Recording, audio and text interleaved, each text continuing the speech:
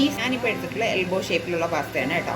ഇരട്ടി വെള്ളം ഒഴിച്ച് 1 ടേബിൾ സ്പൂൺ ഓയിലും ആവശ്യത്തിന് ഉപ്പും ഇട്ട് വേവിക്കാനായിട്ട് വെച്ചിട്ടുണ്ട്. ആ പാസ്ത അവിടെ ആകുന്ന നേരത്തെ നമുക്ക് കുറച്ച് പച്ചക്കറികളൊക്കെ ഞാൻ അരിഞ്ഞെടുത്തിട്ടുണ്ട്.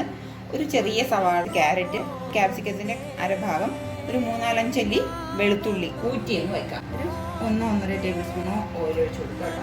സവാള ആദ്യം ഇട്ട് കൊടുക്കാം. പിന്നെ ക്യാപ്സിക്കം നമുക്ക് അവസാനം ഇടാം കേട്ടോ. ഉപ്പിട്ട് കൊടുക്കണമെങ്കിൽ വെജിറ്റബിൾസിൽ പിടിക്കുള്ളൂ കേട്ടോ. ക്യാപ്സിക്കം ഇട്ടിട്ട് 2 സെക്കൻഡ് അത്രേ വേണ്ടുള്ളൂ കേട്ടോ.